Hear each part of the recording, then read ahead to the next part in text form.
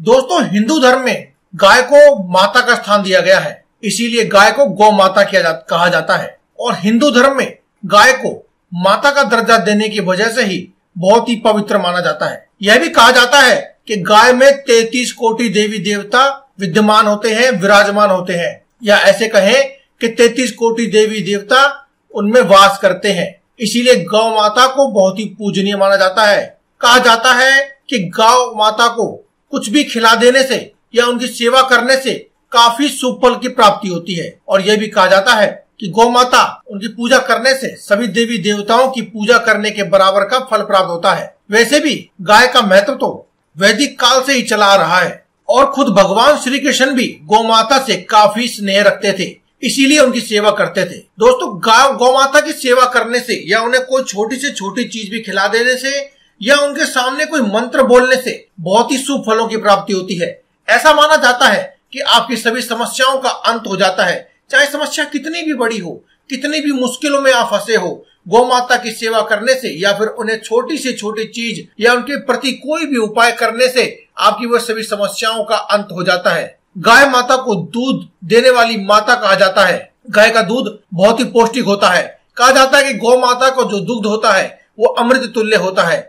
गाय के दूध से बने घी, पनीर, दही सबसे शुद्ध होने के साथ ही शरीर के लिए काफी सेहतमंद भी होते हैं। गाय का गोबर, गौमूत्र भी काफी लाभकारी माना जाता है। यह भी कहा जाता है कि गौमूत्र को पीने से कई प्रकार की गंभीर बीमारियों का भी इलाज हो जाता है। और गाय के गोबर से सूखे उपले बनाकर उसे जलाने से निकलने वाले धुएं से हवा में मौजूद विषैले कीटाणु भी खत्म हो जाते हैं। यही कारण है दोस्तों कि कोरोना काल में भी इसका बहुत इस्तेमाल किया जा रहा है, ताकि वातावरण में से एक और कीटाणु और विषाणुओं का नाश हो और साथ ही साथ घर में सकारात्मकता भी फैले। अगर किसी व्यक्ति के मंगल ग्रह के दोष हो या फिर सूर्य दोष हो, तो ऐसे में गौ माता को यदि आप गुड़ खिला देते हैं, वहीं अगर कोई चंद्र ग्रह या शुक्र ग्रह को मजबूत करना चाहते हैं तो गौ माता को रोटी खिला देते हैं, तो आपके जीवन का बेड़ा पार हो जाता है। दोस्तों, आज की इस वीडियो में हम आपको यह भी बताएंगे कि आपको गौ माता को जो आटा आप खिलाते हैं, सुबह सुबह उठ करके जो आप गौ माता के लिए लोहा निकालते हैं, लोहा भी कहा जाता है, उसे जो निकालते हैं और लोहा खिलाते हैं, अगर आप उसमें एक चीज, खास चीज अगर आप डाल देते हैं तो आपके जीवन में किस प्रकार से बदलाव आ सकते हैं, आपकी रूठी हुई किस्मत भी किस प्रकार से पलट जाएगी और आपके घर में सुख समृद्धि आएगी।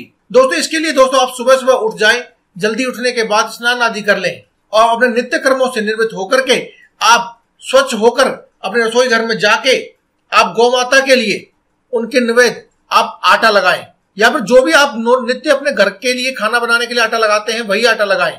और उस आटे में बस नमक ना डालें, थोड़ा सा आटा अगर आप हो सके तो आप अलग से लगा लें और उसके अंदर थोड़ा सा गुड़ और थोड़े से काले चने जो रात को आपने एक रात पहले ही भिगोए हों, ऐसे चने, थोड़े से चने आप डाल दें और उसका एक लोहा बना करके गौ माता को खिला दें। ऐसा माना जाता है कि गौ माता को यह खिलाने से आपके घर में चाहे दरिद्रता कितनी भी हो, कितनी भी पुरानी हो, बड़े से बड़ा कर्जा हो या फिर अटका हुआ पैसा हो, वह भी मुक्त हो जाता है और रुका हुआ व्यापार भी चल पड़ता है। और अगर आपके कोई नए काम में कोई व्यवधान आ रहे हैं या मुश्किल आ रही है तो वह भी आपकी दूर हो जाती है।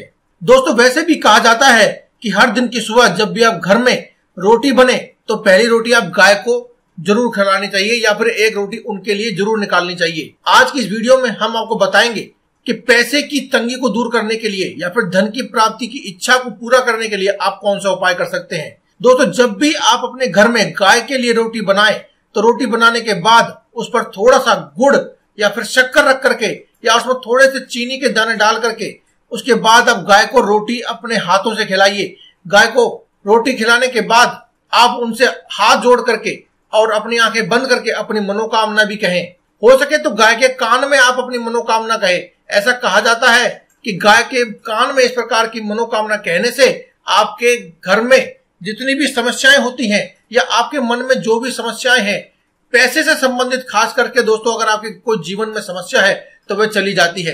दोस्तों, इसके साथ साथ हम आपको बताना चाहेंगे कि गौ माता के ऊपर हाथ फेरने का एक उपाय होता है जिसे बहुत ही लाभकारी माना जाता है। कहते हैं कि यह उपाय बहुत ही चमत्कारी है और इसे करने से बहुत से लोगों के जीवन में बदलाव आए हैं। दोस्तों, अगर आपकी कोई विशेष मनोकामना है, चाहे वह धन प्राप्ति की मनोकामना हो या फिर अपने जीवन में सफलता प्राप्ति की हो, रुके हुए व्यापार को आगे बढ़ाना चाहते हैं या फिर आपके घर में कोई विवाह संपन्न करने के लिए कोई मुश्किलें आ रही हैं या किसी भी प्रकार की समस्या है तो आप इस उपाय को कर सकते हैं।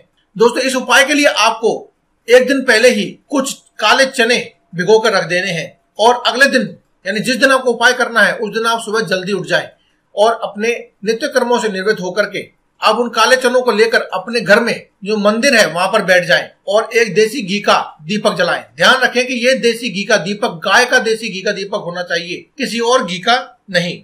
उसके बाद आप माता लक्ष्मी और भगवान विष्णु की पूजा करने के बाद ओम नमो भगवते वासुदेवाय इस मंत्र का 11 या 21 बार जाप करें और अपने घर में जो रसोई घर है वहां पर जाकर के आटा लगाएं और उस आटे में उन चनों को डाल दें और उससे एक रोटी बनाएं। उस रोटी के ऊपर थोड़ा सा गुड़ रख करके आप गौ माता को खिलाएं और गौ माता को खिलाने के बाद गौ माता की पीठ को सहलाएं और पीठ सहलाते हुए अपनी मनोकामना जितनी भी आपकी मनोकामनाएं हैं या फिर आपके जीवन की समस्या है उन्हें आप कह दीजिए।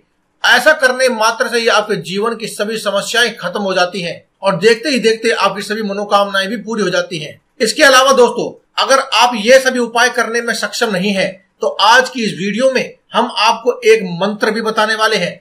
इस एक मंत्र को आपको केवल गौ माता से कह देना है या फिर आप गौ माता के सामने खड़े होकर के इस मंत्र का उच्चारण करें। दोस्तों गौ माता के लिए किए जाने वाले सभी उपाय 33 कोटि देवी देवताओं को सीधा संबोधित करते हैं और उन तक आपकी बात पहुंचाते हैं, आपकी समस्याएं पहुंचाते हैं। ऐसा माना जाता है कि साक्षात 33 कोटि देवी देवता विद्यमान होने की वजह से गौ माता के लिए किया गया कोई भी उपाय आपको बहुत ही जल्दी फल प्रदान करता है और सभी उपाय एक तरफ और गौ माता के लिए किया गया उपाय एक तरफ। इसीलिए दोस्तों आज की इस वीडियो में हम आपको एक ऐसा मंत्र बताने वाले हैं।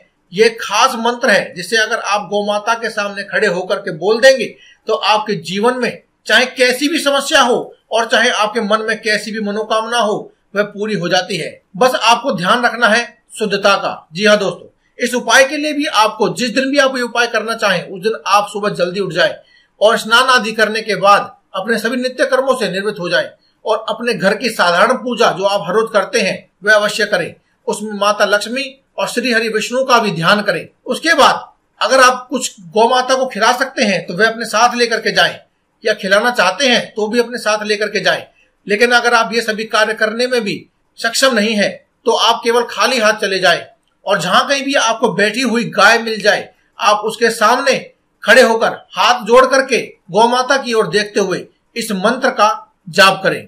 मंत्र इस प्रकार है दोस्तों, ओम सर्वदेवमय देवी लोकाना शुभ नंदिनी मातमम विशित सकलम कुरु नंदिनी। दोस्तों इस मंत्र का आपको केवल 5 बार जाप करना है। अगर आपको ये मंत्र याद न रहे तो आप वीडियो को पॉज करके इस मंत्र को लिख लें और उसे अपने साथ लेकर के जाएं और लिखे हुए मंत्र को आप अपने हाथों के बीचों बीच रख करके आप गौ माता से ये 5 बार इस मंत्र को कहें और उसके बाद अपनी सभी मनोकामनाएं भी कह दें। इस मंत्र के उच्चारण के बाद गौ माता को नमन कीजिए और मन में अपनी सभी मनोकामना कह दीजिए। ऐसा करने से आपकी मनोकामना शीघ्र पूर्ण हो जाती है और साथ ही में आपको सभी देवी देवताओं का आशीर्वाद भी मिल जाता है।